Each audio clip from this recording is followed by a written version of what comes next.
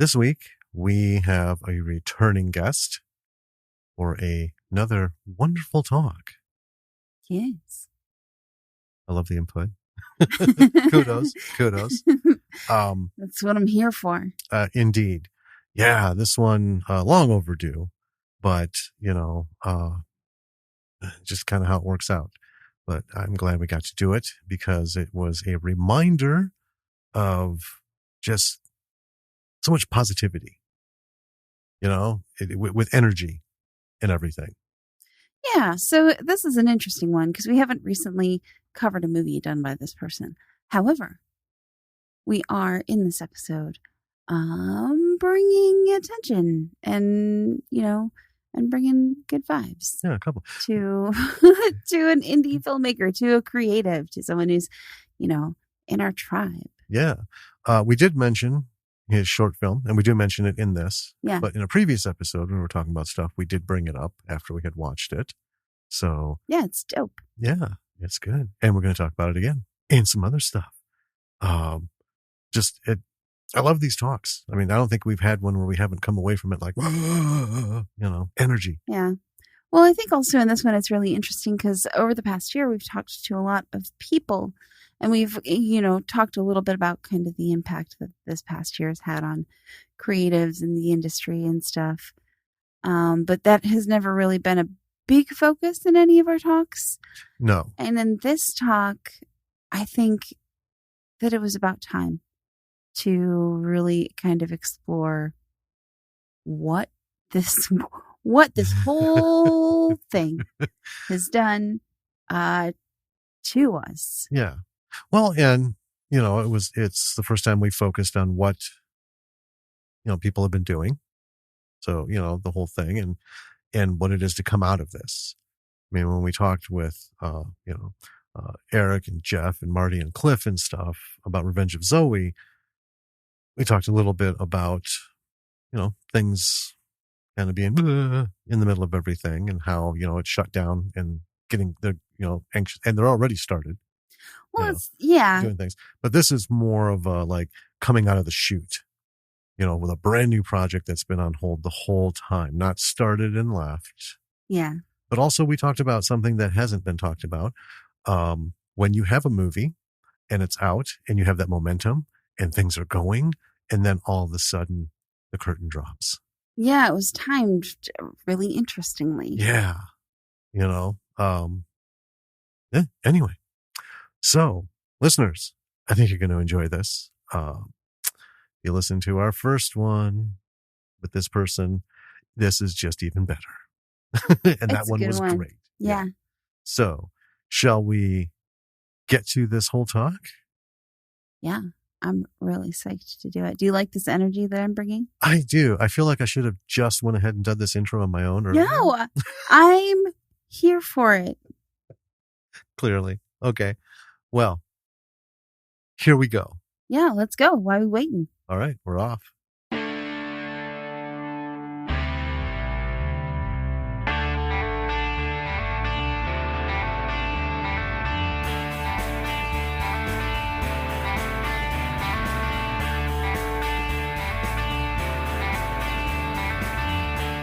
Hey there, B-Siders. Welcome to another episode of Bravo for the B-Side. This is Danny. And this is Jim. And today we have a really cool interview that I've been looking forward to for a while with Mr. Hilton Ariel Ruiz. Welcome, Hilton.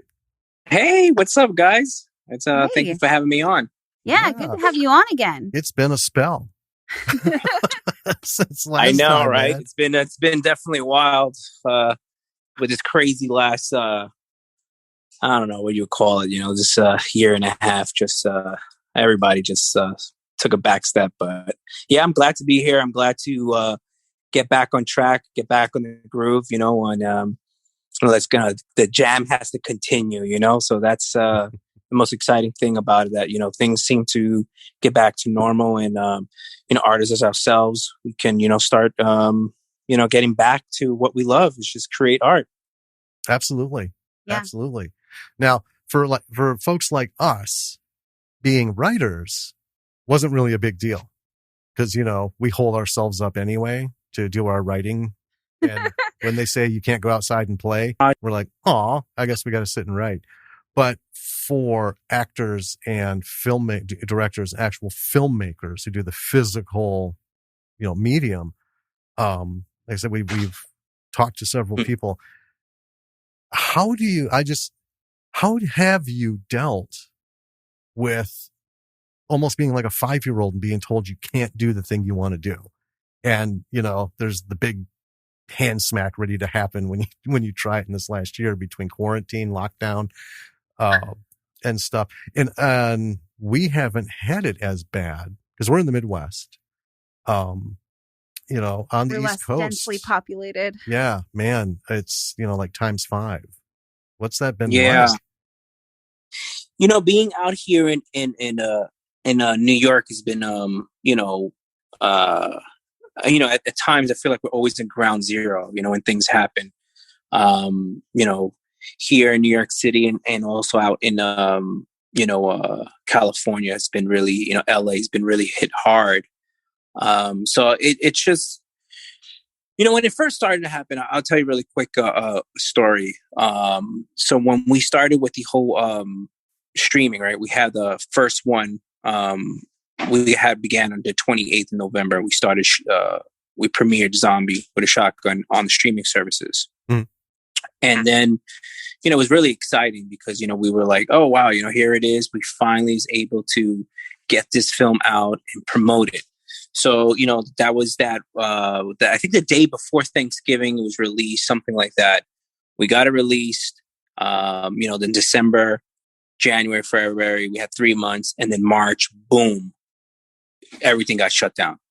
Yeah. And it was so exciting because I was riding on this wave, and it was a really big wave of, the film got released. I was starting to do interviews, podcasts. I was talking to investors. I was talking to screenwriters, producers, of just saying, hey, what are you going to do next? And the whole goal was to,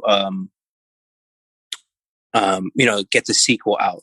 And in February, we created this team of producers and actors to come on board for the sequel.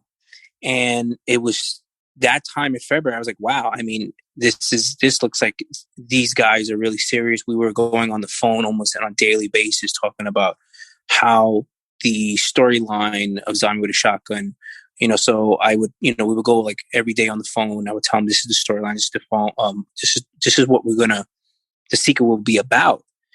So these producers I was getting on the phone, they were discussing actors they could possibly get in and on and everything, how much money. And we were just going, but it was just like very good time. It was happy times. It was like, wow. And boom, just like that, nothing.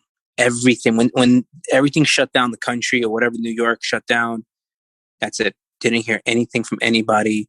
No more producers, no more actors, everything shut down. And it was just sad because I was like, all right, here goes I'm with a Shotgun. I'm finally now, catching that second wave and riding on that second wave.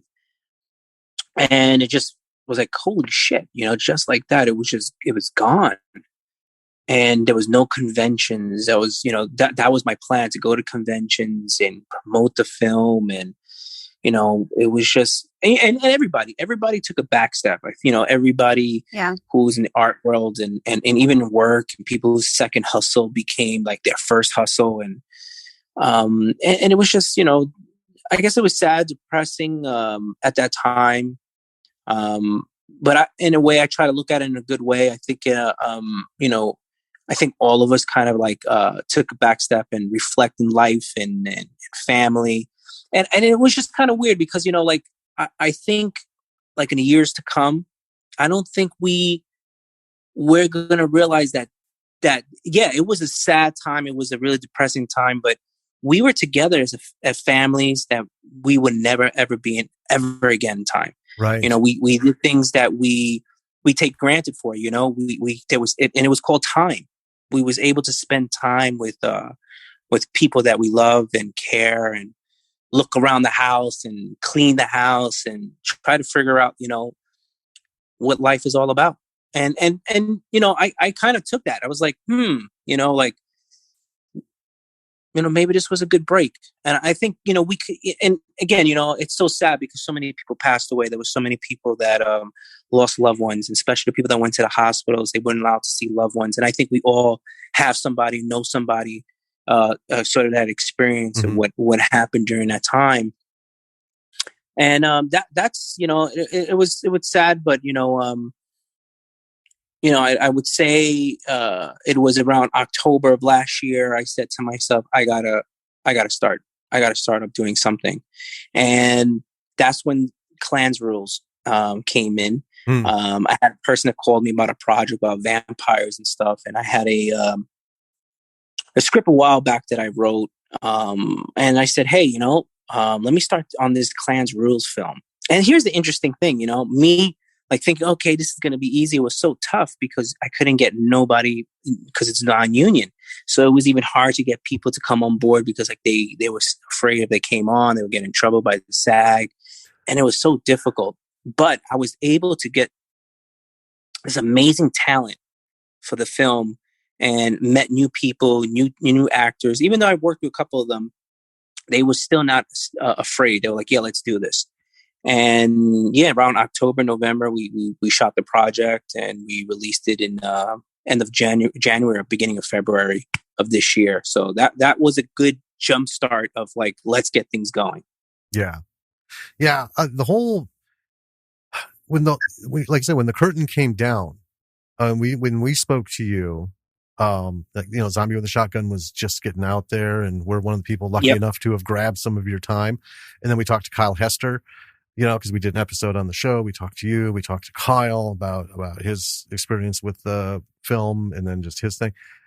And it was all over the media. And we were like, this is really cool, man. We were pointing people to it. It's like, hey, zombie fans, man, come on, you got to check this out. New twist, not freaky, pretty cool. Get into it. And then, wham. Because we haven't forgotten your tantalizing, vague description off air of your idea for the sequel. Yeah. We've been clinging to that this whole time.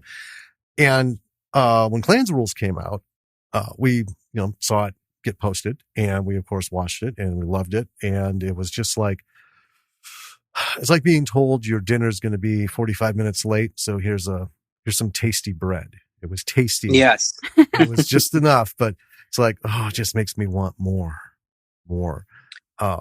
So we are excited that there's going to be a continuation of this. For new listeners, go back and listen to the episodes. We always tell you that.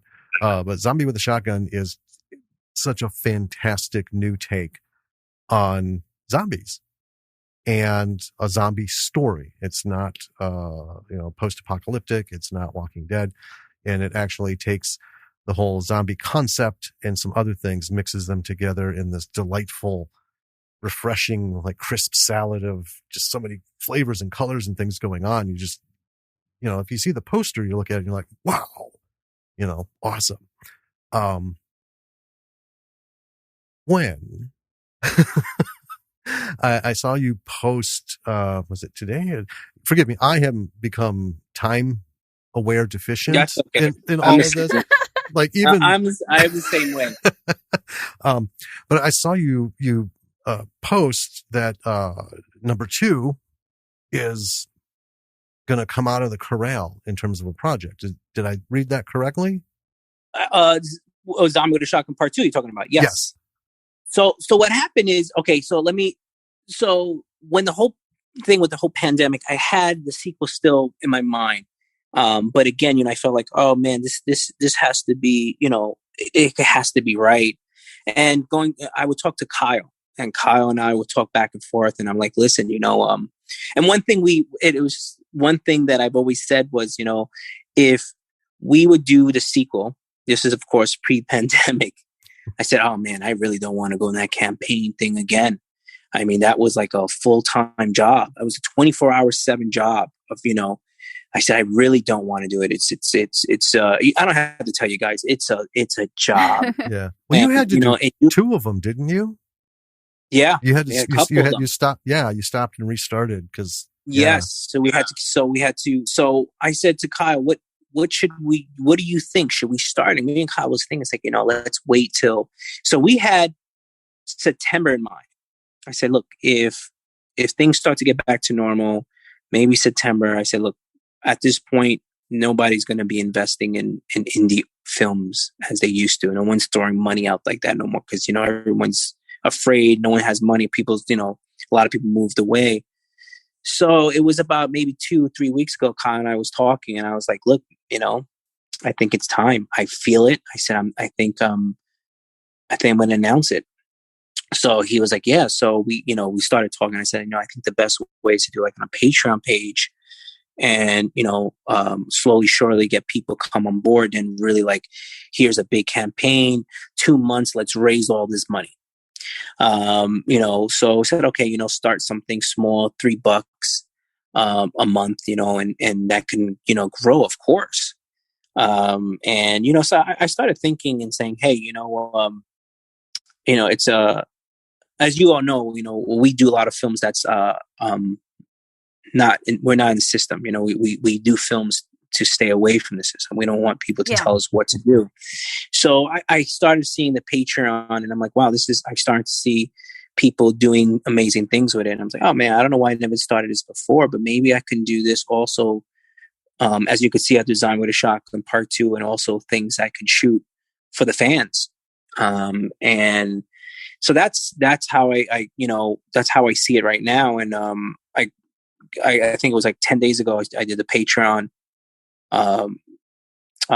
site, and I put it out there. And I have to tell you, it was sort of like I don't know. It was I don't know how to explain this or what is the right word for it. But when I announced it, Zombie with a Shotgun 2, I felt like the fans, when the pandemic happened, I never heard from anybody. I didn't really hear from my fans. I didn't hear from nobody. And all suddenly this amazing, just a crazy amount of people direct messaging me saying, I love Zombie with a Shotgun. I would love to be part of this. And it was just on a daily basis, every single day, I'm getting these numerous DMs. And it just made me feel like, wow, it's like, it does seem like people coming back. And it was just sort of this like, oh man, there was this. So I was like, oh, so you're the one that saw the film, So it was so amazing, and I'm getting all these great feedback of people that really went out there and see the film, and they're coming out supporting. And, that's another conversation. Kyle, I was like, wow, it's pretty cool. I said, now, that this huge wave of crowd of the fans are just waking up and saying, yeah, look, let's do it. Let's roll. We're behind you. And I thought that was cool. I think that was, like I said, refreshing and made me feel like, yeah, it's time. Let's do it. Excellent. I mean, I think, and maybe this is hopeful optimism thinking, I think that after the past year, I think people maybe have realized how valuable and important the entertainment industry is, and like people, artists and creatives and all of the things that we do. I think I've experienced, like, just in the past couple of months, friends that I have that are creatives, that are just starting to get back and do the things that they love. Like, they're experiencing people really expressing their appreciation of that kind of thing. Yeah. Yeah. I totally agree with you with that 100%. And I think that everything we see, we hear is political, right? And we're tired of it. And we have like this, independent, old fashioned filmmaking that's not part of the system. It's something that, I do, and a lot of artists out there that are that need help. And I think that unconsciously plays with people's mind that, unconsciously knowing that, we're tired of people telling us what to do. We're tired of the politics. We're tired of seeing the same old film in Netflix. We're tired of seeing the same old film in Disney and Marvel. It's just same repetitive and redundant stuff we're seeing over and over. And I think people, like I said, in their mind unconscious is saying to themselves, yeah, I want to see something different because it's not part of that system. It's not something that we hear and see on a daily basis, and we're tired of it. And here I am. I'm going to back this guy up because I want to see, I want to feel, and I want to hear something different. And I think that really is resonating with people when they're connecting to artists, indie artists. I bitch about that almost every episode. I mean, that's the thing. We even have a term. We call it the Hollywood formula. There's two ways to go about being a creative. One, you can go the Hollywood formula route and go through all that. And that's where you know what you want. You want to get in a room to write a TV show. You want to do all these movies and stuff. But, it's like, telling a kid, hey, just go play for the NBA. How many guys are on a team? How many guys are sitting on the bench? How many guys only see like 3 games a year? Now, how many people are out there are auditioning, or trying out for it? And how many people don't even get to the tryouts? So the odds become exponentially stacked against you. And you have to fight the hardest to get into this system to do the Hollywood formula, which is stifles creativity, and it's a business model. That's what they have. Do this, do this, do this. Now, they've kind of been going against their own stuff. Like my biggest bitch about everything has been these 3 and 4 hour films. To us as writers, we're like, Jesus Christ, that's just bad storytelling. That's bad writing. If you need 4 hours to get your point across, something has happened. And I'm talking about Justice League. Listeners know that I have some things about that. But all these Marvel films and stuff, the things that make them the most money, it's gotten to the point where, number one, it's nothing new or creative or inventive in terms of story or approach. Number two, it's just way too long. I don't want to commit 2 hours, 58 minutes in a theater chair watching what we have described as basically a, masturbatory salute to the director's unlimited funds and ability to, do their thing because they made it to that top notch in the formula. I think what this whole pandemic has done is given people obviously plenty of time to branch out. And I think the arrival of Tubi, because honestly, I knew it was out there and I just didn't, like, who has the time to keep checking all these streaming services? Oh my God, Tubi, forget Netflix, forget Hulu, forget Prime. Tubi has been like our tabernacle of beauty. It has so many B movies and independent films. And stuff that was kind of on the weird fringe back in the day, like Mosquito Coast, arguably an A movie budget film. Hardly anybody ever saw it. That's a Harrison Ford? Yeah. Yes. Yeah. Great film. Yeah. But to see a lot of people that we've spoken with have their stuff pumped up on Tubi, it's like, oh man, this is awesome. And we keep telling people in episodes, hey, check out Tubi because there's so much stuff there. I watch movies every night before bed and I love just rambling into something like, I have no idea what this is. Where did this come from? And we have been just taken aback by how much wonderful stuff is out there. To be a creative in an indie, we'll just call it indie because B movies are still pseudo studio funded. You have that freedom, but you also have a much more of an uphill climb. Every idea that you have, every ambition that you have to literally start on the ground and build slowly up. Where folks in the Hollywood formula realm, they kind of hover sort of in the mid-air. It's more about just catching someone on the right day and the right time to, catch some cash. I mean, you have like no resources available to you when you start out. I mean, you have people you've worked with in contacts, but to say, I'm going to do Zombie with a Shotgun Part 2. Oh my God. You need to start building in your head what you want to happen. And you actually have to make it. And I think that is something that I know our listeners are getting the hint of where, you know, 'cause you've got to do what you've got to do. You got to do your fundraising. You got to big, borrow, and steal. We've mentioned you many times in podcasts, especially talking about like Aaron's makeup, you know, and like, well, we got him to do this part, but we couldn't get the, you know, the teeth appliances because, you know, you got some top quality stuff and you got a little bit of a discount, you know, but you can only get so much, right? I would put to you this question.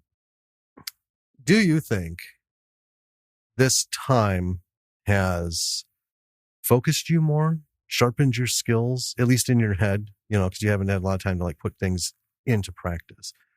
Do you overall just think this has made you potentially better at what you're going to do?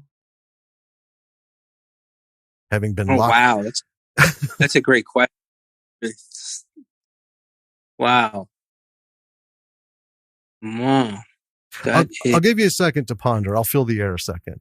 I asked that because it's one of those hindsight things. If I had known we'd have had a year plus where shit was going to be shut down, right, I would have directed some free time into a lot of things.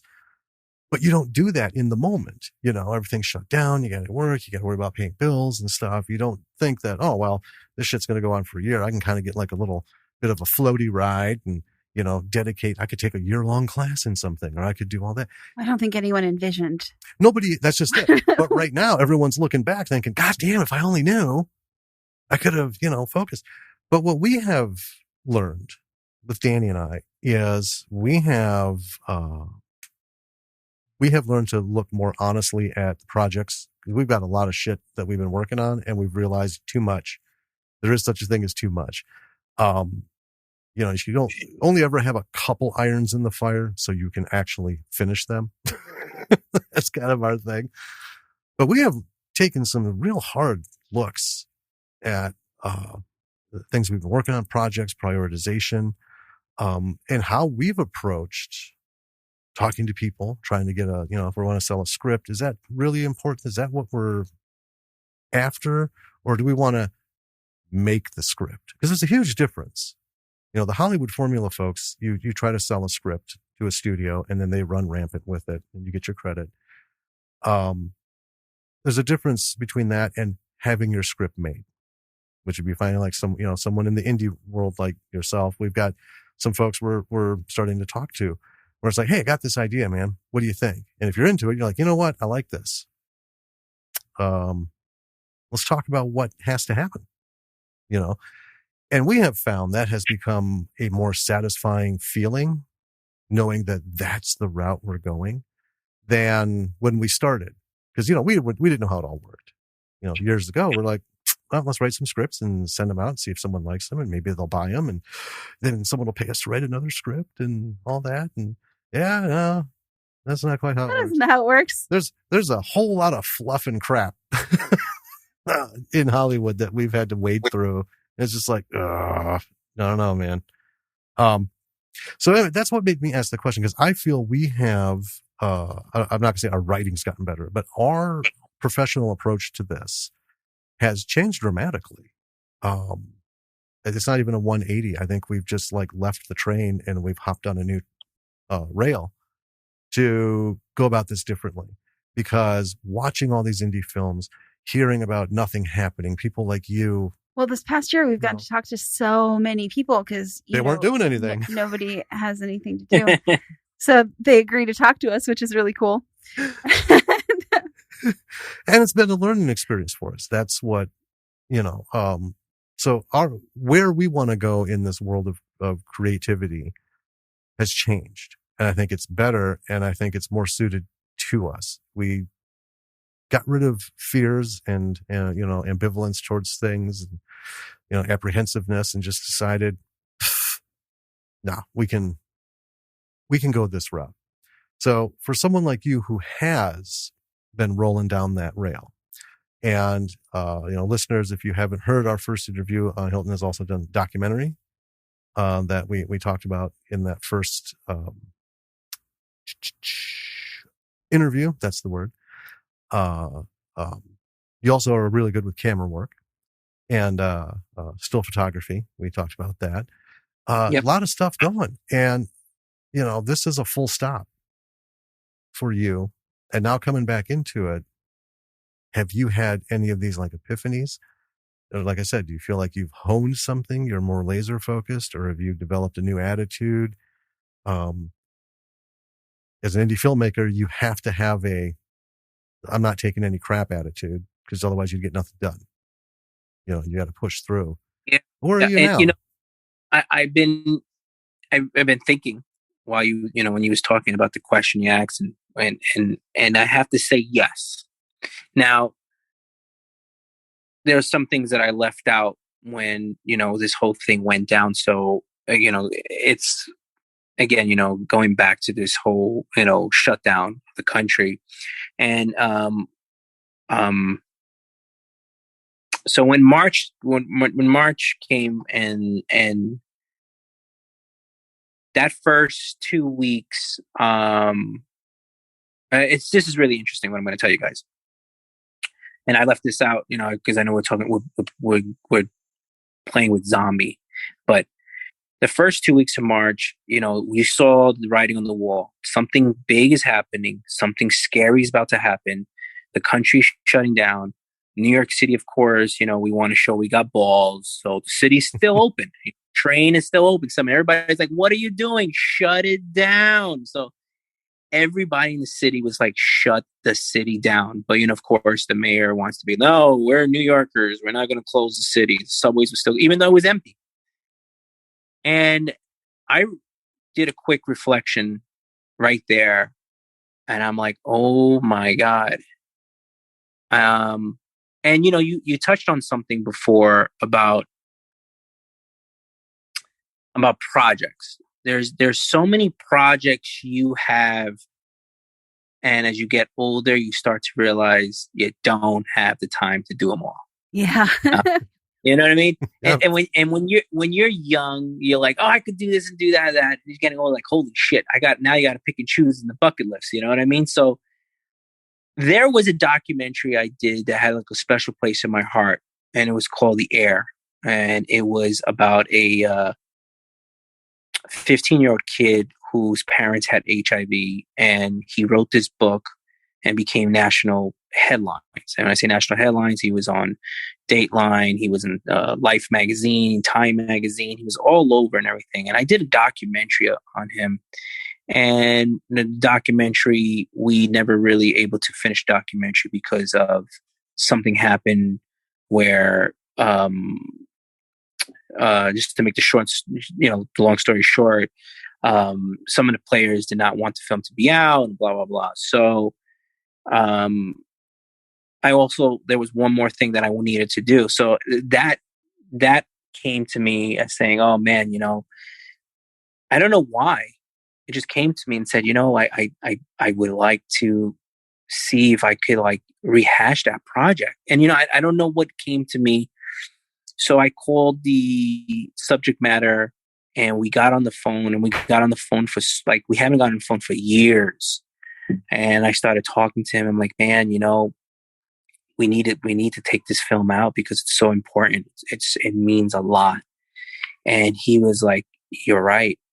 So I said, hey man, look, they're going to shut the city down. Let's get one more interview. And the film it starts from 1996 from Diane Sawyer interviewing him. And then I start shooting him in 2011. Mm-hmm. That's when I started shooting the project. And then we're here in 2020 of last year. And it's like, so it's like, it takes from 96, 2011, and now 2020. So we shot in the city of Manhattan, and I would say like 2 or 3 days, city got shut down. And that to me was like, I was like, wow, I got this. It felt like a whole new project I completed just before time everything got locked down.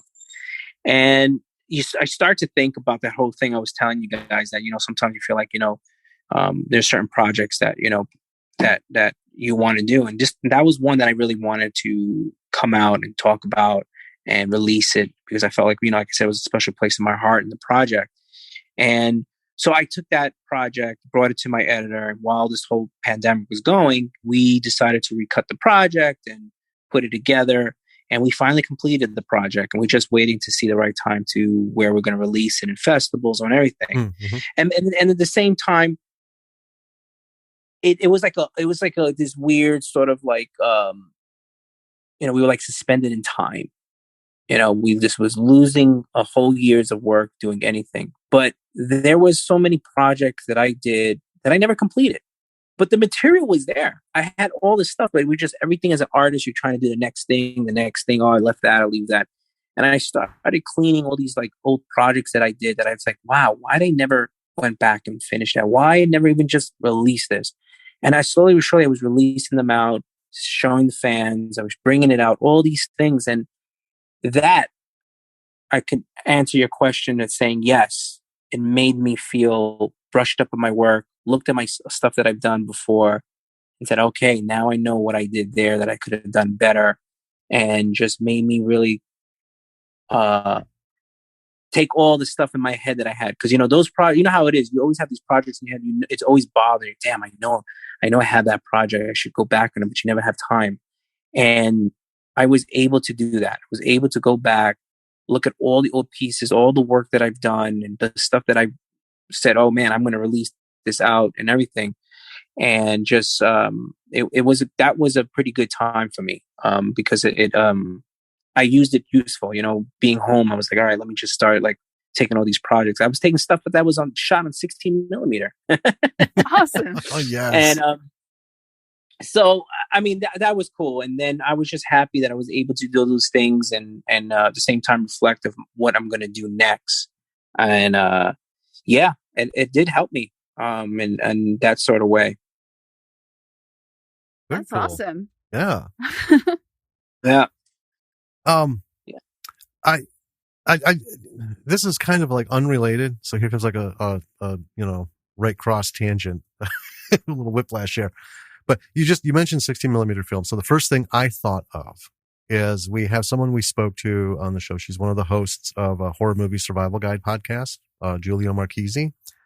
She did a documentary called Out of Print, and it's like 3 documentaries in one. It's about the New Beverly cinema in LA, but it was primarily supposed to be about how they dedicate themselves to only showing movies in film, actual 35 millimeter, no digital, nothing. Yeah, well, she started it because there was the announcement. She led the petition online to get people to sign to get them to save the 16 millimeter prints rather than going to all digital for a movie theater. Yeah, a couple studios had mentioned they're no longer making film. They're no longer making actual 35 millimeter prints of their films. They're going to go full digital. So she did a whole online petition thing. It's a wonderful, fun documentary. The New Beverly is its own thing, but the whole idea of film, I just want to ask you, having shot with film, I mean, that's how you got, started with stuff. Do you feel like you want to someday maybe take a project on and do the film route? No digital, just kind of old school it. And, that whole fingers crossed, man, when it goes to the developer, it comes out because that's it. I think about it all the time.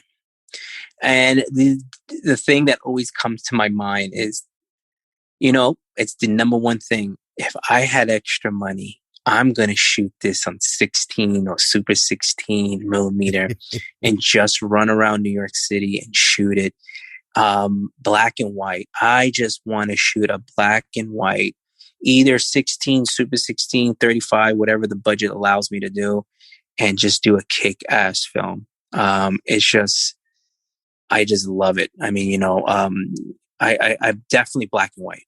It's just something with me. It's just, my early days of shooting black and white film is just, I love it. I mean, it's just nothing like it. And yeah, I you're going to laugh because I was even thinking hey man, what if I shoot in black and white zombie with a shotgun part 2? And I'm like, oh man, that's a little bit too crazy, but it was an idea. Oh, I don't know. I love black and white. In fact, here, why don't you talk for a second? I'm going to show you something. Right down here. He's a big nerd. Well, we both are. But you. He's going in there. He's going in the crates. Yeah, all my cameras are. He's digging deep. All my cameras are under my desk. Oh, you're pulling out. Oh. So I've got this bad boy. Oh, I'm gonna have to move that. Oh boy, love it. Love it. What is that? It is a. It's it's a Nikon Nikermatic 1962. Oh man, now you want to be a nerd now. Okay. Okay. Well, but my point was,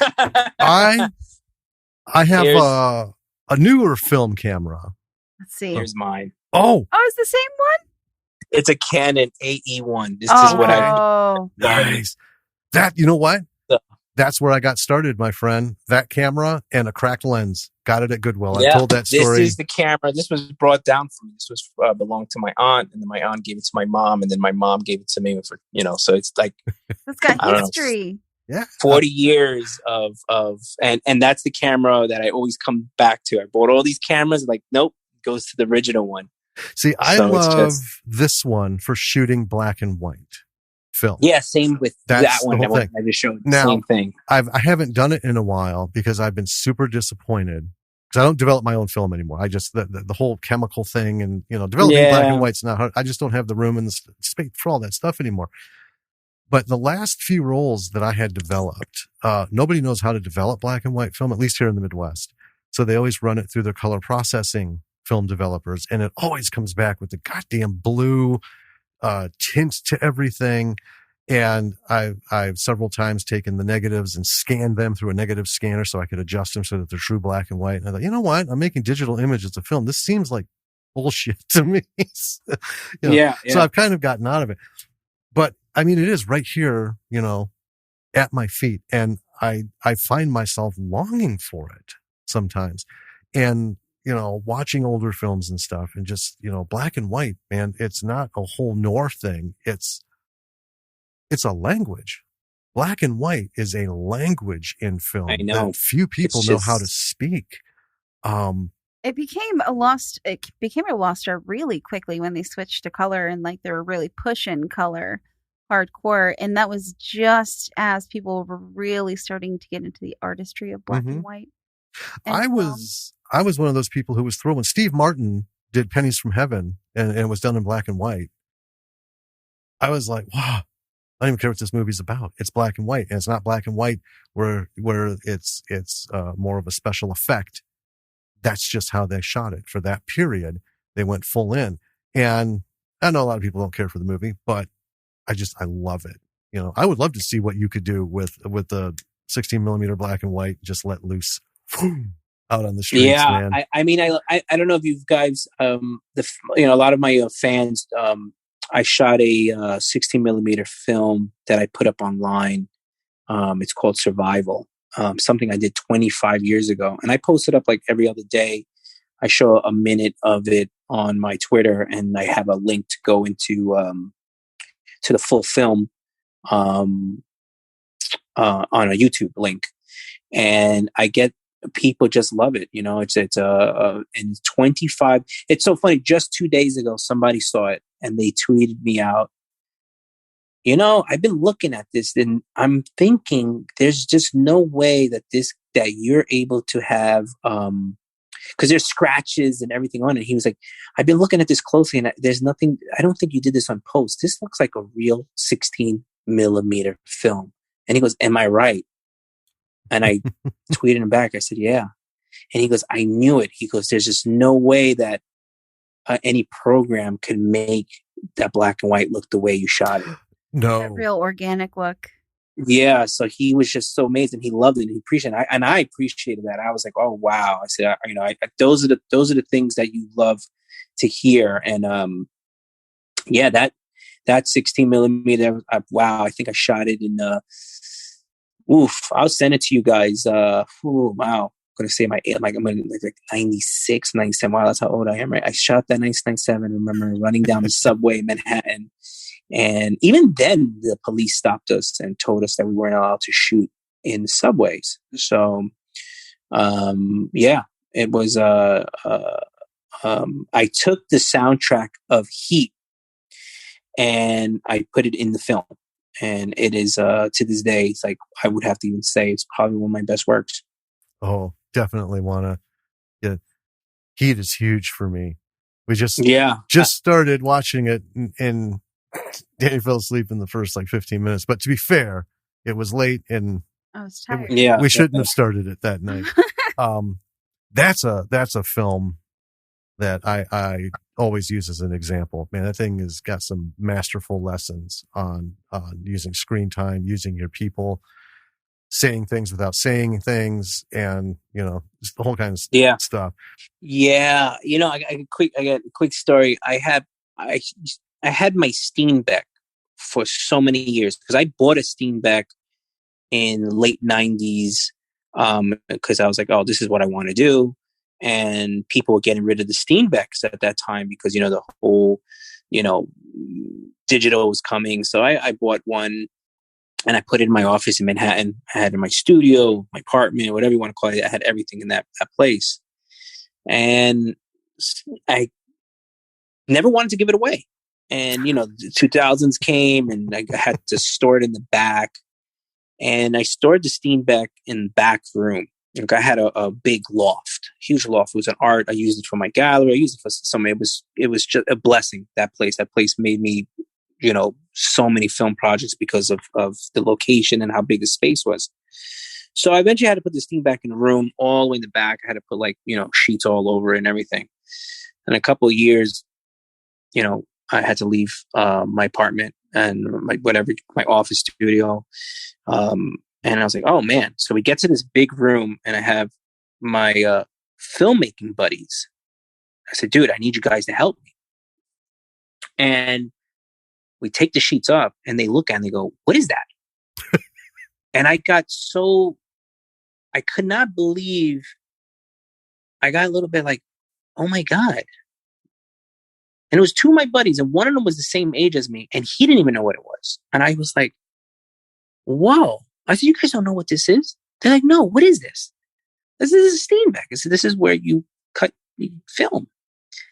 And it gave me this thought like, oh man, I mean, am I really old or the art is gone?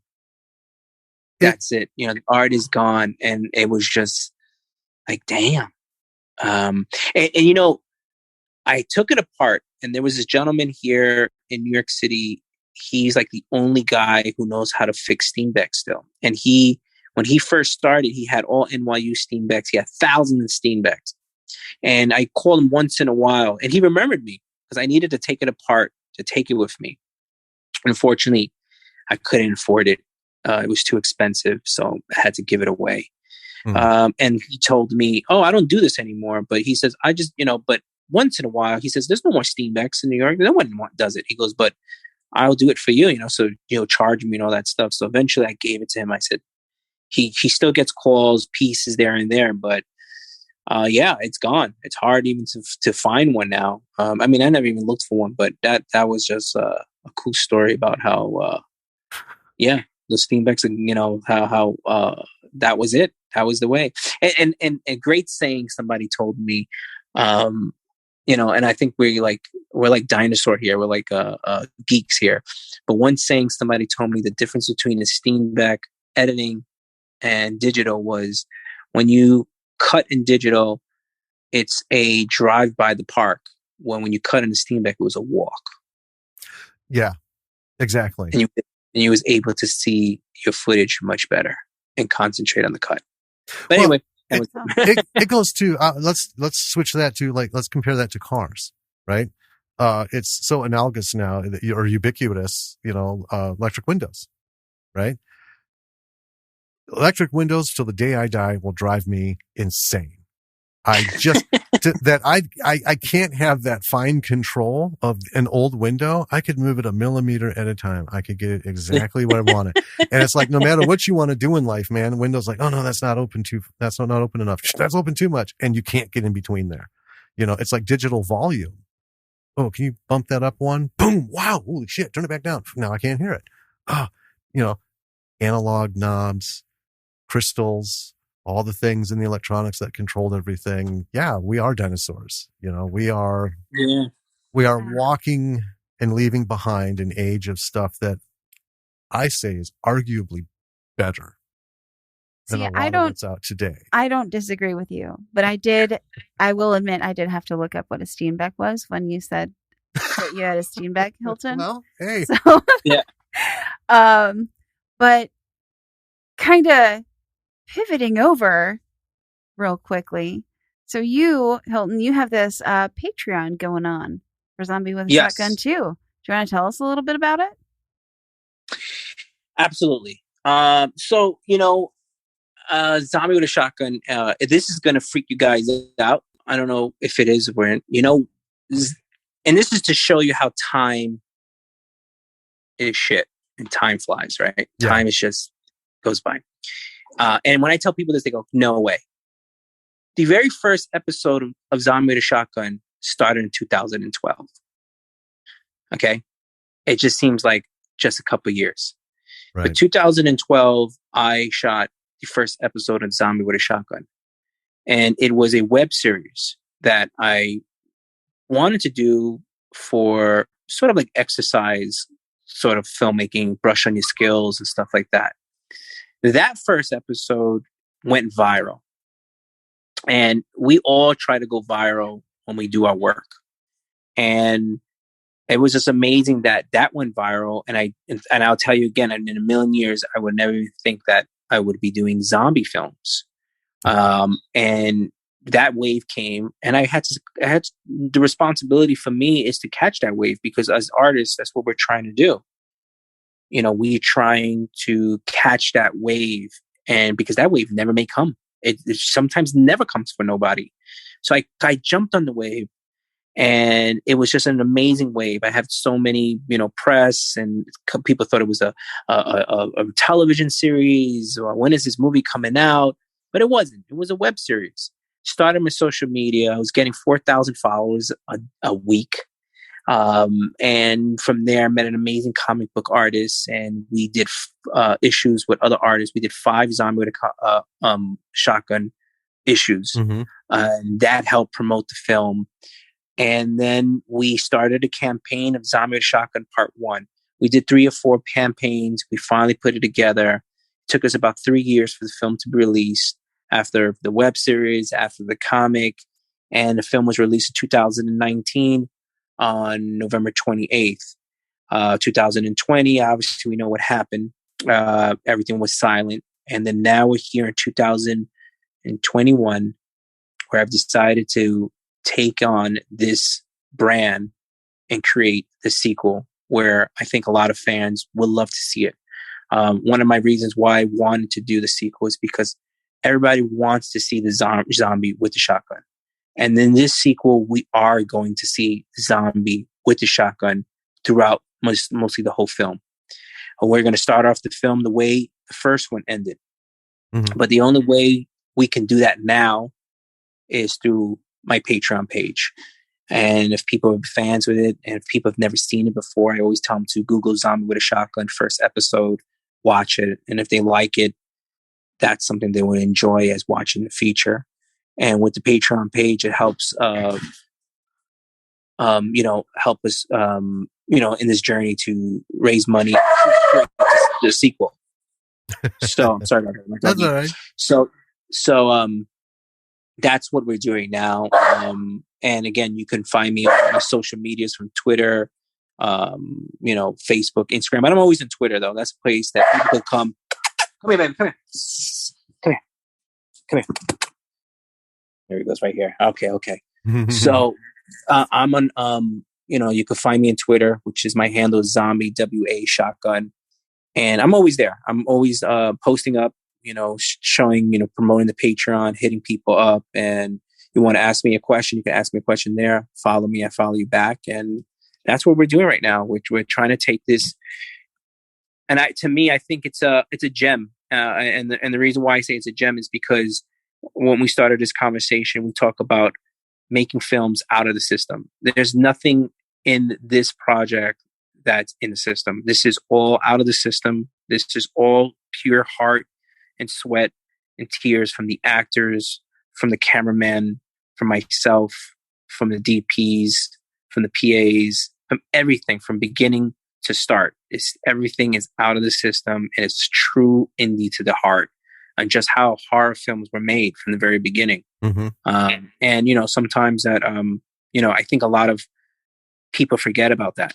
That's what what horror film was always about until it went commercial, and people forget about that. That was the joy of horror film, so that people was able to do it out of the system, raising money and doing these stories that you never would see, and just people just do things out of the norm, Mm-hmm. not follow that sort of formula, like you said before. Yeah.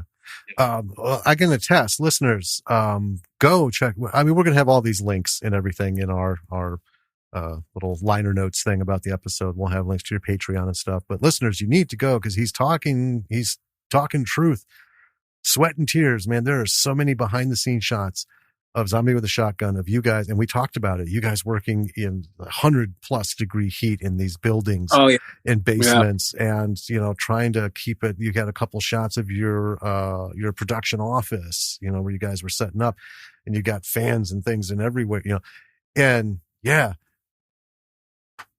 That is suffering for art, man. That is what it is about. Is. I mean, you don't have a airplane size hangar to build a air conditioned studio in, folks. I mean, this is someone who he took his people down into the stuff in the hottest days in New York City and shot these scenes. And you don't just go in and do it and get out. You got to do it, and you got to do it again, and you got to make sure the lighting, folks, we've talked about it. Filmmaking is a bitch. It's hours and hours of people doing nothing at all to do with shooting a scene. They're getting everything set up, getting everything so that when action is called out, everyone has what they need. Someone like Hilton has all of his stuff in place. The cameras are in place. The cameramen know what to do. The actors know what to do. Everyone's in sync. They know where to move, what to expect. And at some point after 14 to 25 hours, you get a take and you just go on to the next one until it's done. That's the beauty of it, though, man. That is just art. That is art. Anything that's worthwhile is hard to do. I mean, there's a lot of interpretations that, variations of that, but we've, thought that too. When even just something as simple as writing, there's some fluffy shit we could pump out in probably 2 or 3 hours. I'll lose sleep over knowing that it exists, because it's just not, you know what I mean? It's too easy. Challenges are what it's about, and just hard work. And all of the footage and shots that you have of all this behind the scenes stuff, it's like an extra serving of everything on the plate. It just makes everything that much juicier and richer. And especially you have the couple little shorts of the drone operation. I love that. That stuff was awesome.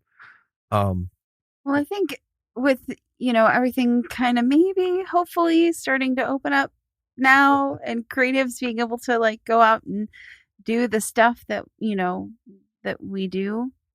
I hope that people kind of remember that the past year, it was creatives and entertainment that everyone leaned on to keep themselves sane. Yes. Over over the course of a year. And, for people like us, and Hilton, I just know this is the same for you, being able to go out and do things and start your projects is being able to breathe again. Yes, absolutely. It brings that that joy back into okay, now I can go out and express myself. Absolutely. Yeah. Just being able to do that work and do all that stuff. And so what I'm trying to say is go support Hilton. Well, that's what I was going to say. I was going to say, so listeners, what you need to do is you need to go to Hilton's Patreon, which we'll have the link for, and you need to give. And here's the thing. We've talked about this. This has been a hard year for most of America. And, not everyone has money. But I tell you what, if you are buying even 2 Starbucks drinks in a month, take one of those and send it to Hilton, because, you think a $3 pledge might not matter, but when 1,000 people are like, yeah, I can spare $3, that's $3,000. And then you double that, and then you double that. And all of those things start adding up into elements. It's pieces of the puzzle that can help him put this production together. And it's just so important, especially if you have, like so many, including us, just given yourself over to streaming entertainment because there's nothing else to do, or there wasn't anything else to do. Pay it forward. Pay it forward by, we just can't say it enough. Go give so these projects can be made. And, no one's asking you to put up like $10,000. I'm sure you wouldn't mind a principal investor, but $3 at a time, and you can work miracles, folks. So please do that. Show the love.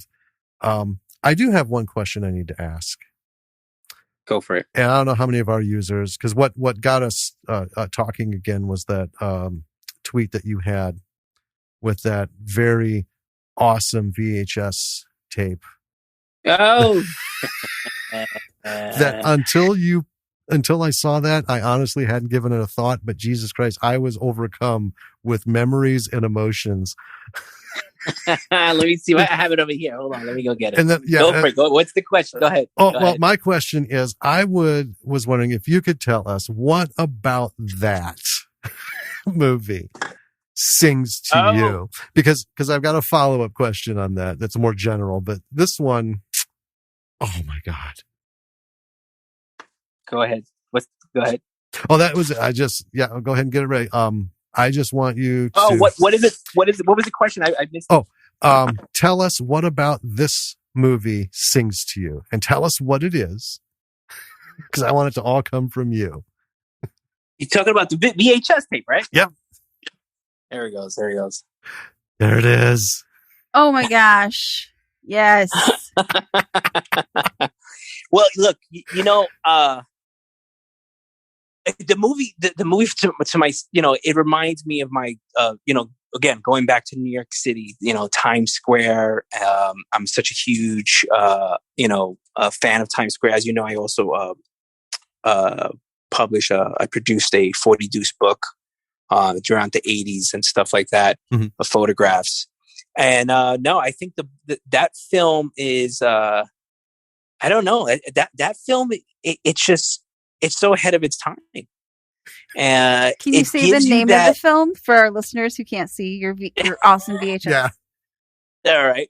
Let me just bring it out for everybody. Okay. Let me give some light.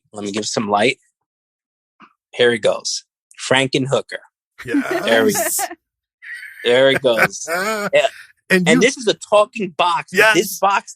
This box, unfortunately, the battery I have to replace, but I don't know anybody who knows how to replace it. So I have to go find somebody.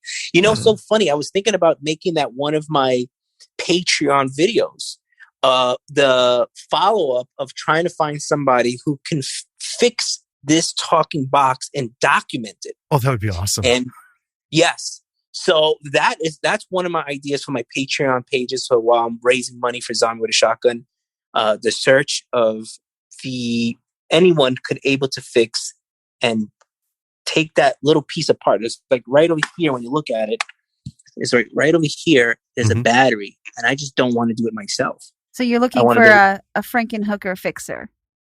A Frankenhooker fixer, or somebody that just has like skills that knows how to.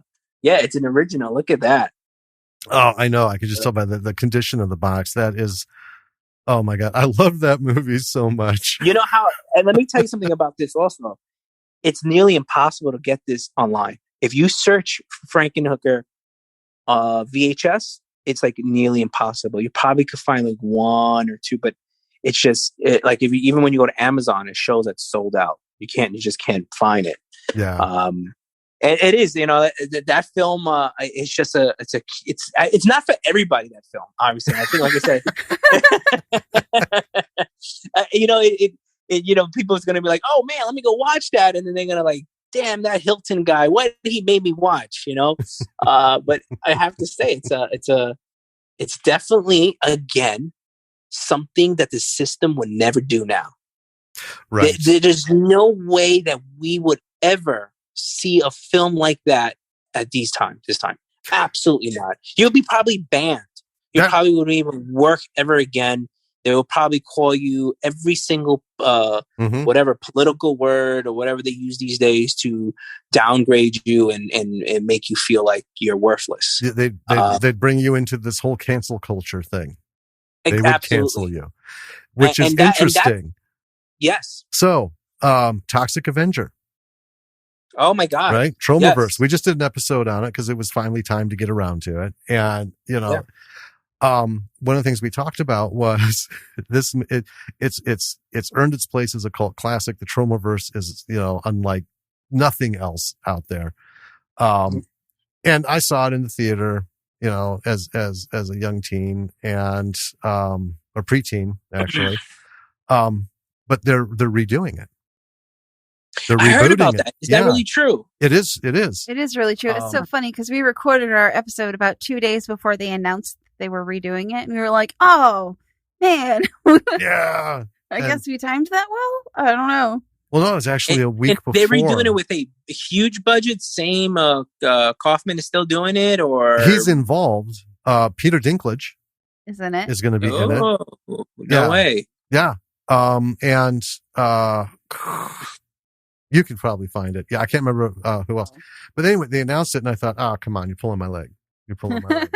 But one of the things we talked about was the Toxic Avenger. It's fun to watch and stuff. If you're into that, and then for older folks like us. But that shit would not fly today. There's so much of that movie you can't put up. They would run you out of town. No way, man. Not that film at all. Oh my God. That's a good question. I wonder if he's still doing his films, because his films that he was doing not too long ago would be, oh boy, boycotted. Yeah. Kevin Bacon's going to be in it. Oh, wow. Yeah. How are they going to do this? Right. Like, that's pretty interesting. Yeah. I mean, these films, like I said, going back to Frankenhooker, that story, imagine writing that script and handing it out. Yeah. Well, I will say this. I loved watching the movie, but it in no way was my motivation to be a writer. Absolutely not. But it's one of those films that you be like, wow. I mean, whoever thought about it, got to give it to them. They went out there, they produced this film, but it's one of those films I have to tell you that gives you the heebie-jeebies at the very end of the film, and not a lot of films can do that. Right. And that's what to me art is. It gives you to this day still like that creepiness of like, what did I just see? How we talk about pushing the envelope. Mm-hmm. It pushed the envelope, absolutely, but something creepy about the film. And I have the box. Again, I'm not going to tell everybody that's like my top film of my. But it's me being a horror fan, a horror collector. I forgot I was going to show my other rare. I'm probably going to tweet it out. I got the Hellraiser baseball cards collection, a whole full set of it. I don't know if anybody.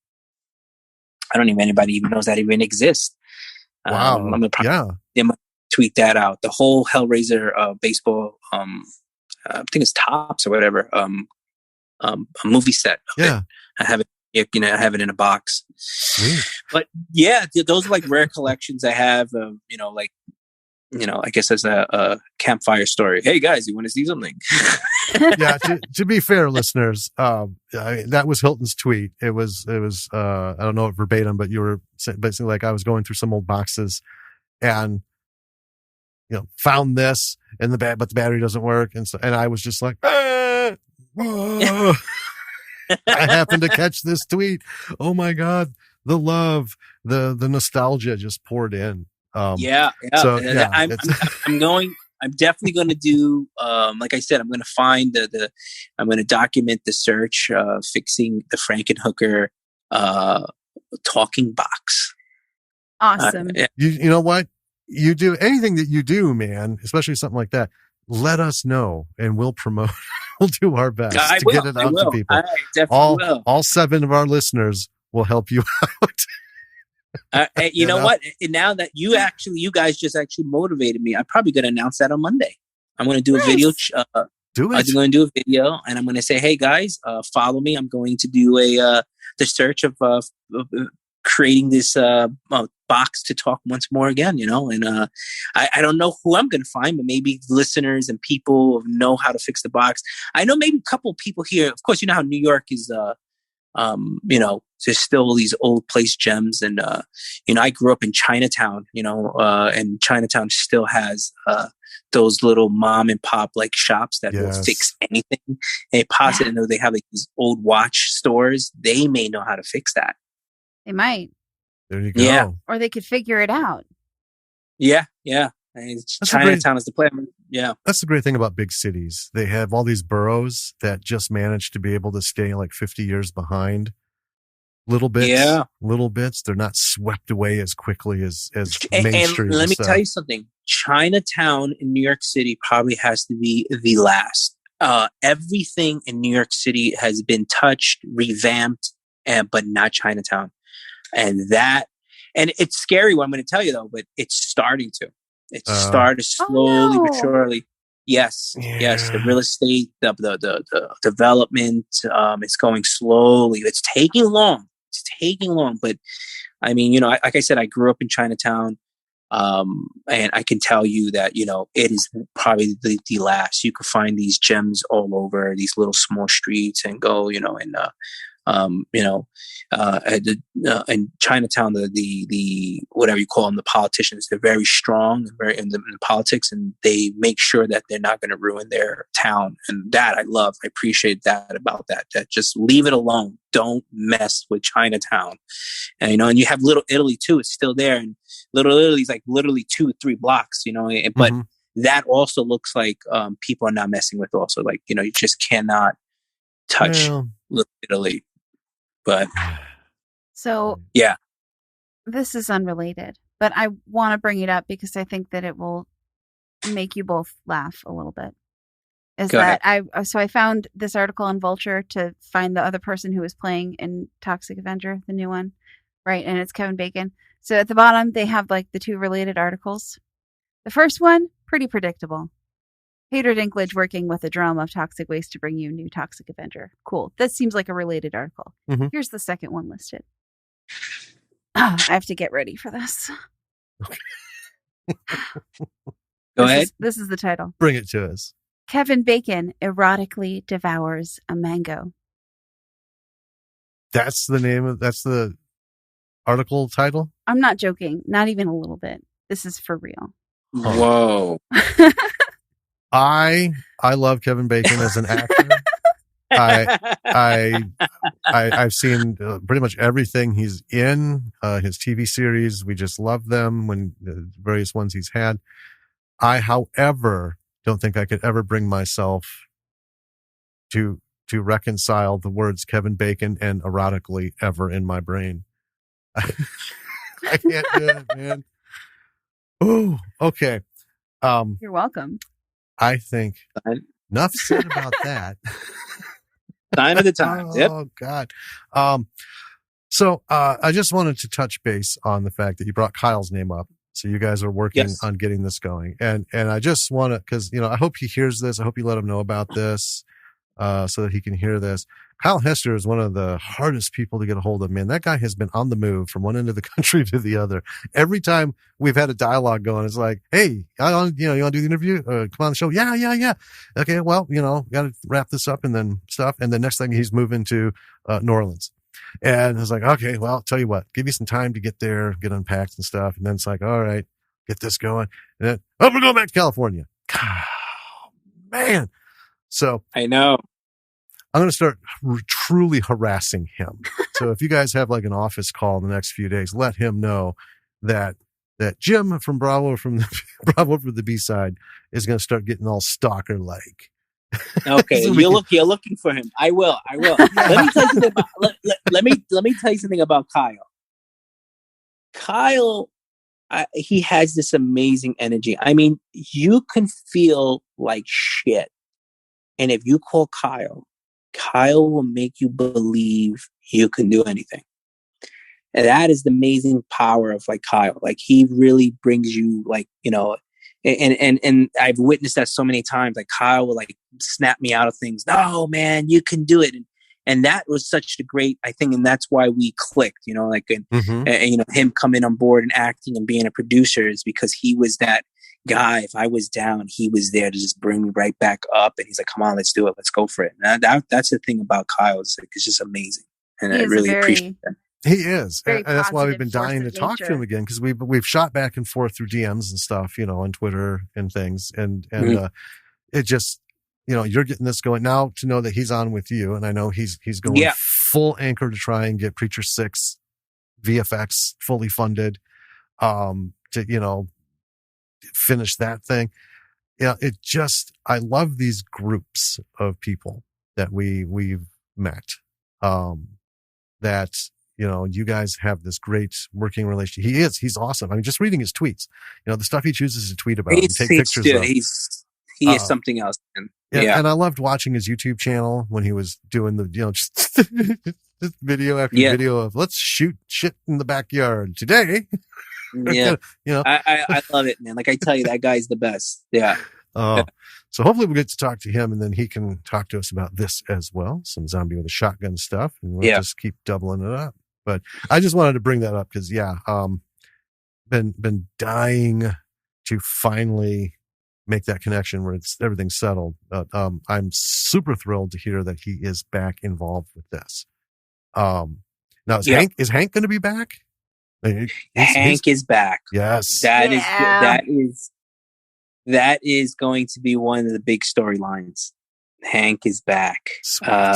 We obviously at the end of the first one, we did have a scene for him to come back at the end, but obviously you know how it is. The money just wasn't there to,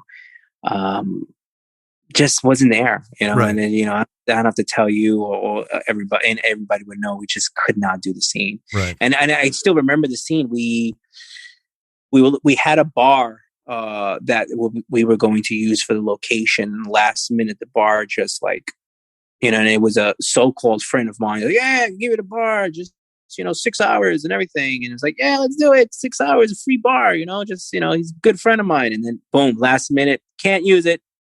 So after that, it was like, we don't have money to rent a location or whatever. And he was, that was a scene that we were going to show him that he was there and he was going to come back. But yeah, he's definitely, Hank is back. And Kyle and I are actually talking back and forth on storylines, how it's going to be. But the cool thing is we are going to start it off how it ended. Basically, cool. the police will be chasing him. Okay. Yeah. That's how we're gonna do it. We're gonna do that, and I think it's cool. I think the fans want that. They want to see the shoot 'em up, the blood and the guts. They want to see the zombie go around, go crazy. Let's bring it. And are you gonna try and stay practical? Practical effects with the gore and stuff. Yeah, so that's one thing I forgot to mention to you, and that's another thing that Kyle and I was talking about. So obviously, you know, one of the biggest things is the effects. It's so much money, special effects. It's just unbelievable. So we're trying to figure, you know, and of course, if you want to do it right, and this movie calls for that, especially a sequel. Imagine us going a step backwards. It's going to be like, what the hell? You know what I mean? And so Kyle and I are discussing with, you know, some top artists that him and I know. And he has actually one that he recommends that we are going to possibly in the next couple of months, maybe 2-3 months, we're going to get an artist to work on Braden, who is the star of Zombie with a Shotgun from the web series and the feature. Most likely I'm probably going to fly out to California, and we're going to do a makeup session with this artist and try to create a couple of facial masks, so we don't have to start off when we do the film, like 8-10 hours of shooting, of 8 to 10 hours of applying the makeup, where we would have something already made, so we can use it, because we're not going to have a budget if we're going to have the zombie with a shotgun zombie fight throughout the whole film. That budget is going to be a lot. Right. Well, yeah. So everything calls on the budget, what happens, but we think that that's a smart idea to do, and we think that that's something that will benefit us. So that's what we're talking about doing. Cool. Nice. Yeah, I mean, appliances. If you could get ready-made appliances to or not appliances, but the prosthetics, I mean, yep, to go through the film. I mean, that makes so much more sense. I mean, that's kind of what the studios do. They just have money to make bunches of them. Yes. Yeah. Yes. And it does make a difference. We get it. We get it. You've got as much money as you've got, and you can only do what you can do. And we've talked about it in a lot of films. Like, this is really great. The blood splatters are very obvious, but they had to go digital because, getting squibs and the blood and somebody who knows how to wire squibs and control squibs to pop them, that's a whole another line item on the ledger sheet. And right? you can have someone make blood in the blender every morning for the shoots. Well, and we've seen, what happens when people do that. I mean, and it's, what? It is what it is. It's creativity. Somebody created something. Doesn't matter if they had to go digital because they only had $75 to carry this whole scene through, or, they were able to dump everything into the practical effects, and then maybe the wardrobe suffered, who knows, but it's just whoever they want to be most stand out. It's all honorable. I mean, it's everything is worth a hat tip, so yeah, I hope you're able to ground that, because we feel like practical effects is just like that last connection that's fading. Even places that have money I mean, are just like, meh. I definitely, we are going to do definitely organic, effects. I think that's, this sort of film, of course, going back to saying indie to the truest, that's something that we need to do, practical. There's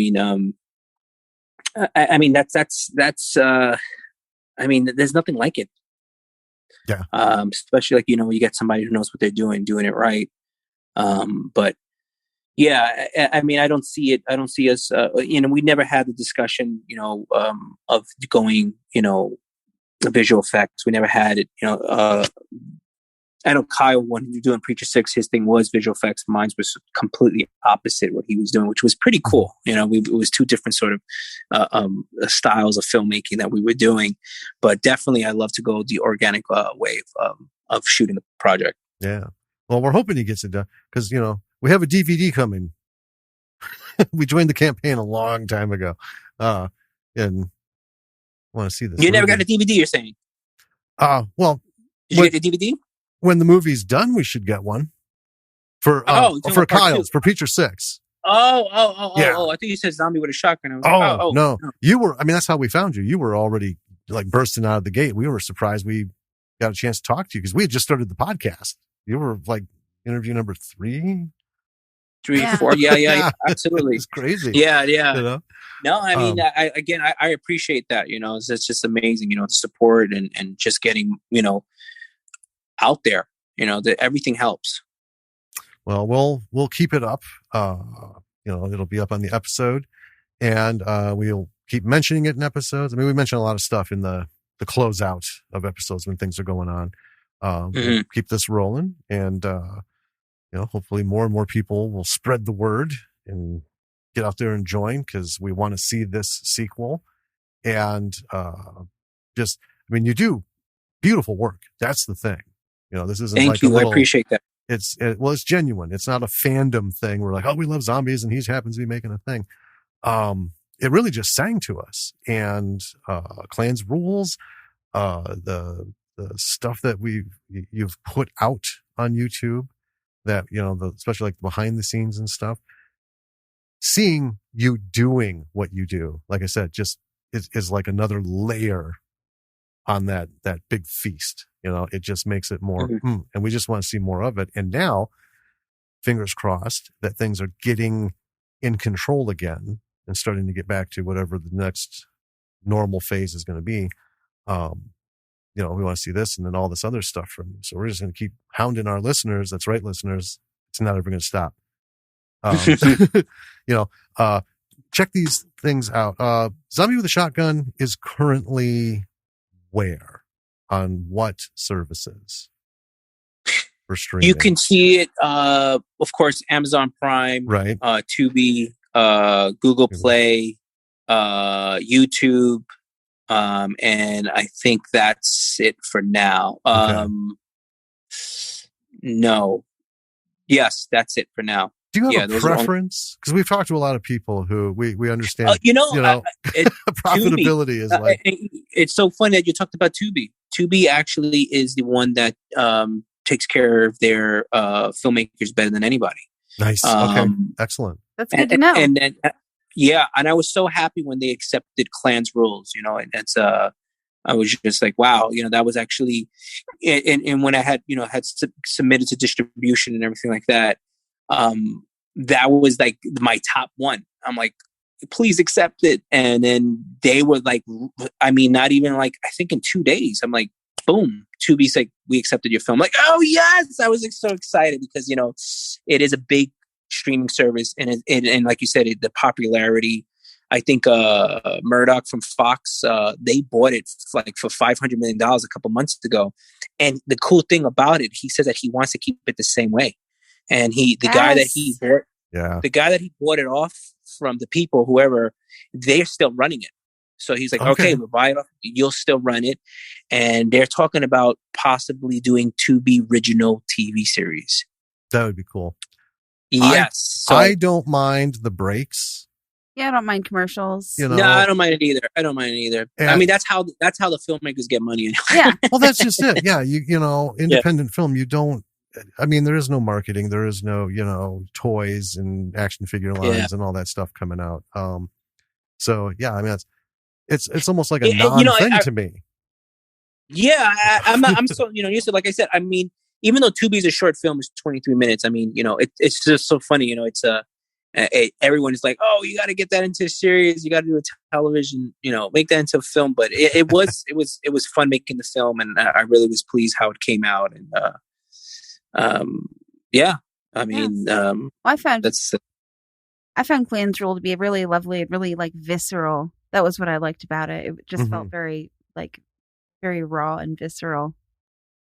It was really well done. Yeah, and thank you so much. I appreciate it. And let me tell you, that film, you know, a lot of stuff is luck. Like, you know, the gods of filmmaking was looking down on me.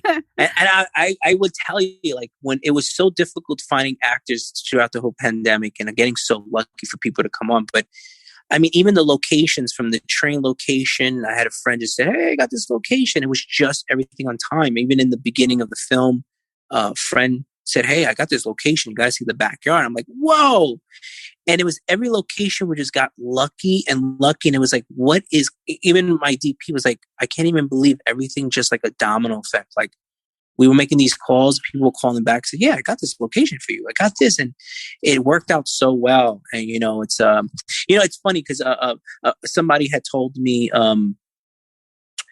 did I shoot this film because of the political climate that we're living in? Did I wanted to do something? And that was a very interesting question. And I said, no, absolutely not. I said, it started off that a friend wanted me to do a vampire film, and it just took off of me doing it myself. So what happened was, when I was in college, I wrote a Ku Klux Klan story about Ku Klux Klan and a vampire clan, and how they actually both work together. And we find out at the very end that they were cahoots together to make, this whole scheme look like they were fighting each other, just like how we live in times now. Like everything seems like everything's all BS. They're just everyone is trying to make us hate each other. That's how I feel. And we really don't hate each other. But there's some forces out there that just wants us to hate so we could ignore what's really going on. And that's the script that I wrote when I was in college about this Ku Klux Klan and this vampire, and how they were just fighting each other. But really, they were it was all planned cahoots to make everyone think that they were, obviously there was the two powerful people, the leaders, who just didn't want to tell the rest. They were just together. So he was like, hey, how can I make that into a short film? So I took some of the elements from that script. And it was, it's a script that was a long time ago. And I'm not even going to lie to you. You read the script now, you're like, oh my God, I got to rewrite this whole thing. This is terrible. But the concept was great. The idea was there. So I took some elements of, some here and there and just made it a little bit sort of like a little sci-fi-ish kind of thing with the pills and everything like that, and put it together. And, it just came out that way where, it's just, when this person told me that, I'm like, I think that maybe people think that was the reason why I shot a film like this, because of the political, climate that we live in. But it actually wasn't. It was something that I wrote over 20 years ago, that, still sits with me. And I just was able to, how it is as a writer, you have all these films, these stories you wrote, and you're like, when somebody says, hey, do you have this story? And you think, yes, I wrote something about maybe 50 years ago, Yep. So that's how it was when somebody says, hey, you got a vampire story. I'm thinking, oh yeah, I wrote this back. So that's those things that you have in your back pocket, because you never know. So having that script for so many, so I just wanted to tell you a little bit of a background of Klanz Rules. But it seemed like everybody, enjoyed it, and told me that it would be pretty cool if I would continue it as a web series or something. And that is an idea, because the cast, I'm very close to them. So if nice. it would be one phone call and like, hey, let's just shoot this 5 or 6 minutes and we can do it. So that's the cool thing, that I'm really close with the cast. It wouldn't be a problem to even do it, but it's still a thought. It's an idea. But yeah, that's the whole thing about Tubi is the best place for filmmakers. They treat filmmakers better than, Amazon or whatever you want. Right. Yeah. Well, good to know. So we'll start pushing Tubi. Yeah. I kind of had a feeling, but Yeah. Just to before we start going, I just want to show you. So there's a couple boxes, and there's some more boxes. Those are all scripts and research. Yep. And no way. That is awesome. And then what was it, just this week, I brought up an idea. I was like, hey, I heard about this cool thing. I think we should make a script out of it. And so now, now that's on our roster. Another thing to work on. Yeah, it's something that she came across, and you said it was a couple sentences. Yeah, it was a couple sentences in a book I've been listening to, and it made you look at something, and she brought it to me, and it's something that's going to require some deep research. I mean, we've done research on stuff, but we've done it to familiarize ourselves with. This is the kind medical of stuff for our zombie script, period stuff for a period piece, and some more things like different. I'm so excited. This is the kind of thing that you get a cork board and some yarn and some thumbtacks, and you make a crazy wall. That's what I'm going to do. Oh, I love that. Yes. I love that. And he's like, all right, here. This is how we begin here. This is this, that. I love doing that. Yes.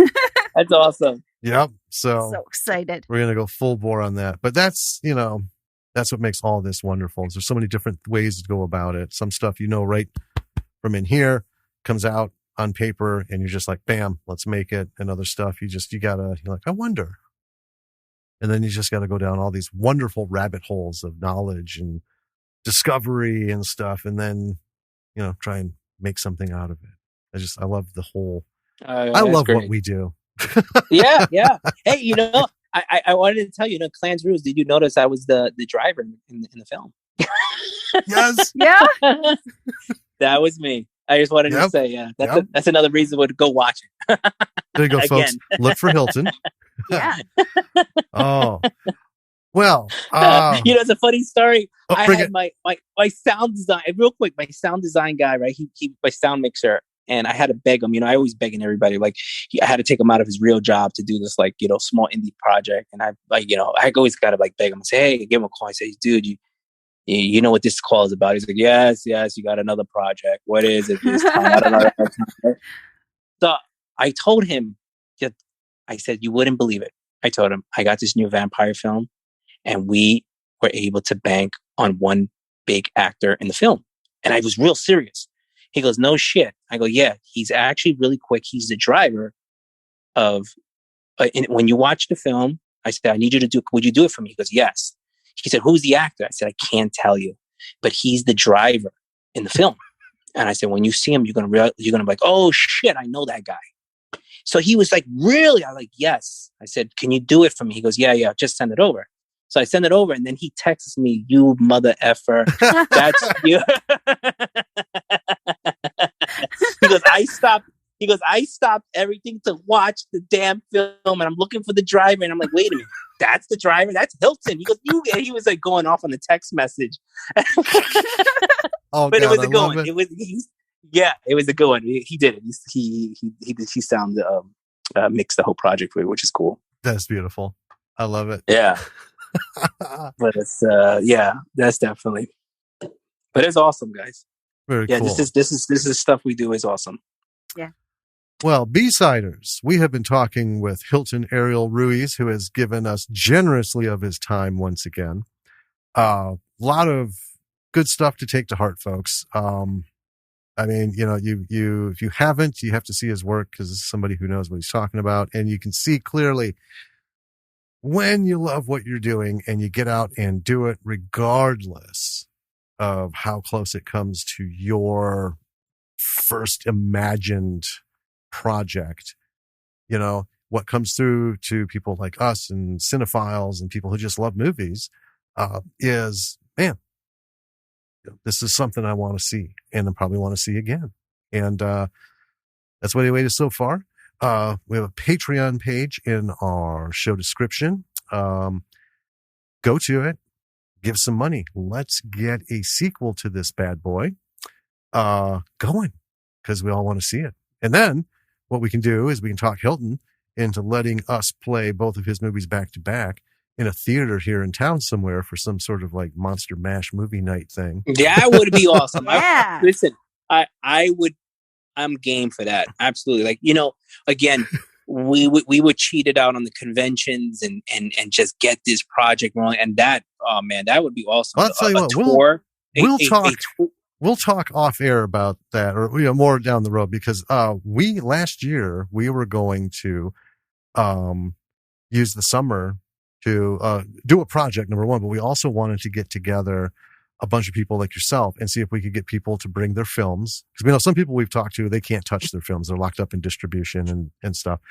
But we wanted to have like Bravo for the B-Side presents, and at a local theater here, nice small independent theater, have like, a small film festival. Just, hey, here's some movies by indie filmmakers, and if we could get people to come talk, or we could do it virtually, through Zoom or something, that'd be great. But to get people to come and see these movies in a theater, I think is like, Yeah. But then COVID. I know. My God. Yeah. So like maybe this fall we could strum something up, get a project going. Again, not a world tour, a U.S. tour. Again, like I said, everybody was cheated, and that was one of the things that I wanted to do. I wanted to take the film to certain places, certain conventions, and just hype it up. And hey, we're here now, and that's all what we could just do at the moment. And maybe, like you said, just this could have been a blessing in disguise, where having the sequel come out and helping, getting this charge back again. All right. Well, listeners, we'll let you know how this goes. and everything. So Hilton, thank you so very much Thank for you, guys. talking to us again. I've loved this.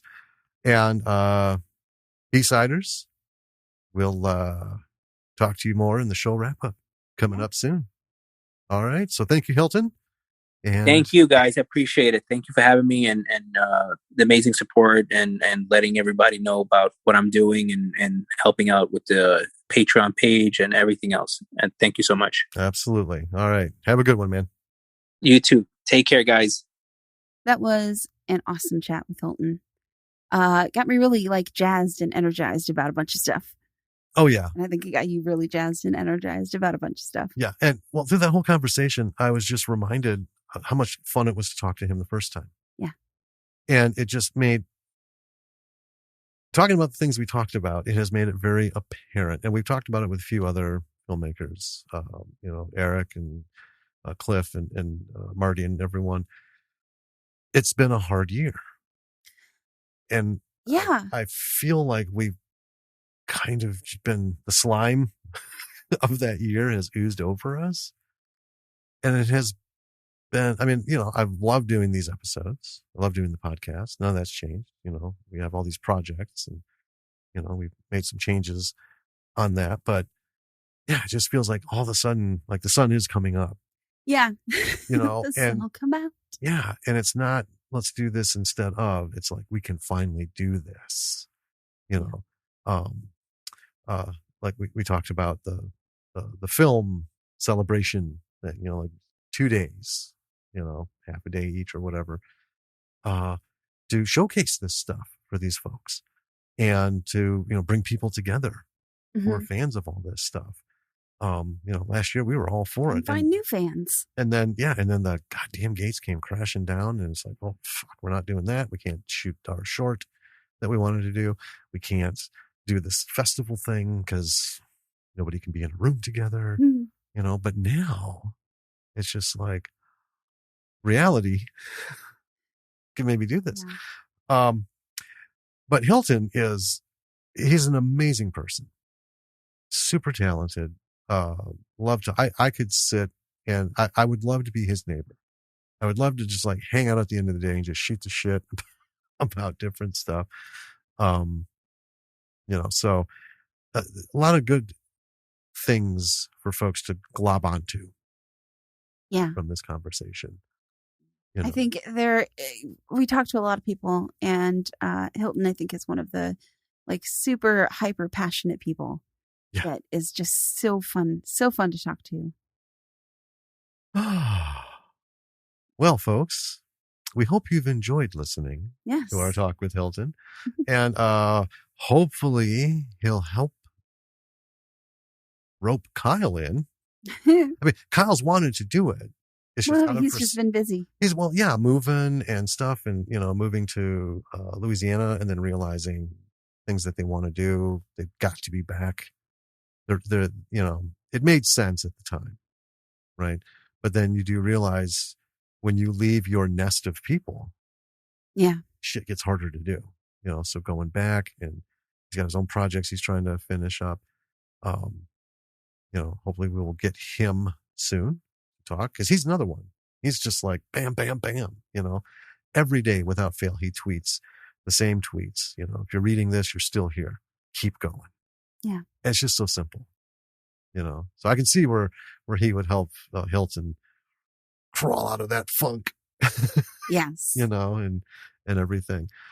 Well, and if you enjoyed this interview and you want to listen to our previous interview with Hilton and our previous interview with Kyle and all of our other previous episodes, you can go to our website. It is www.lordsofmisruleproductions.com. Yeah.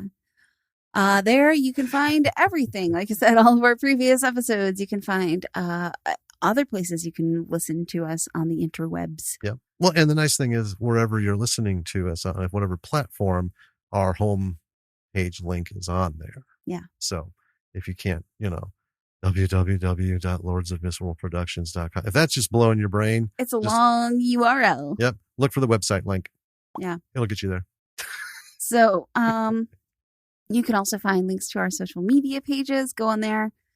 Give us a follow. Give the people that we follow a follow, because a lot, most of them are creatives, filmmakers, writers, actors, producers, other podcasters, who do really cool stuff as well. Yep. Everyone, do what you can. I know time is a bitch for everyone. I've said it before. I can't listen to every podcast that we follow and who follow us. I try. I really do. Even if it's just like 15 minutes, at least I can say, hey man, gave this a listen, sweet. Keep it going. But yeah, also if you are a creative at any level, reach out to us. Tell us about your stuff. Yeah. Let us give you the Hilton treatment. Let us get you on the show. Let's talk about what you've done, what you're doing. Let's, watch your movie, and we'll, go through it like we do, and then talk about what about your creation can be inspirational to new creatives who are, just trying to look for somewhere to get their feet. That's what we're all about. And, push the flip side of film. Yeah. B-movies and indie film, folks. That's where it's at, man. That's where it's at. It is. And if you like a show and you want to give us a little love, there are a lot of ways that you can do that. You can give us a rating and review on the podcast platform of your choice that you listen to us on. Mm-hmm. You can also go check out our Patreon page and become a patron. Mm-hmm. Patrons get cool perks like access to episodes early. Yep. A week early. So you're a week ahead of everyone else. And why are you looking at me like that? I can't remember if I posted today. It's been a busy day. You better do that. Yeah. Been out of the house and working from a ice cream shop. How's that, folks? Forget the coffee shop. I was working from an ice cream shop today. Yeah. You can also check out our merch store where we have lots of cool merch. So if you aren't ready to commit monthly, you can go buy a thing. Yeah, buy a thing. Show that you're a B-sider and you're all about B-movies and independent film, and a fan of the podcast, of course. Yeah. All kinds of stuff on there, and more logo thing. The quote thing is still in the works. It'll be coming. Actually, this will be out before I think that episode. So, long story short, lost all the files, had to have the computer fixed. I got to redo it all, but they will be coming. We will have Bravo for the B-side quotes. Excellent. Like, don't be a dick back. Yeah. And little clown, don't fuck around. Yep. And we'll have the episode that it's quoted from, because, we think we say some funny shit. Life is just a series of jump scares. I didn't. Yeah. Now you're writing that down. Yeah. Why don't you do a little talking here? Can't get my pad out. Oh, Christ. Okay. So yeah, any way that you want to reach out to us, you can find our emails on our website. You can also reach out to us directly on social media. We would love to talk to you. We would love to get a little feedback on the show. That would be pretty cool. And you wrote it down? I did. Okay. Yeah. Check us, check out the links. Reach out to us. We just want to keep going with people. We want to find. It's hard to find you guys out there. There's an ocean like never. We've talked about this. You gotta help us out, man. It's never before in the history of film has there been such availability of access, which is amazing. Yes. It's so cool. But it makes it impossible to see everything that is coming out and what people are working on. So rather than let us find you accidentally, reach out and tell us what you've done. So we can see it. We can talk about it. And we can talk to you about it. Awesome. All right. So until next week. This is Jim. And this is Danny. And we will talk to you then, B-siders. Bye.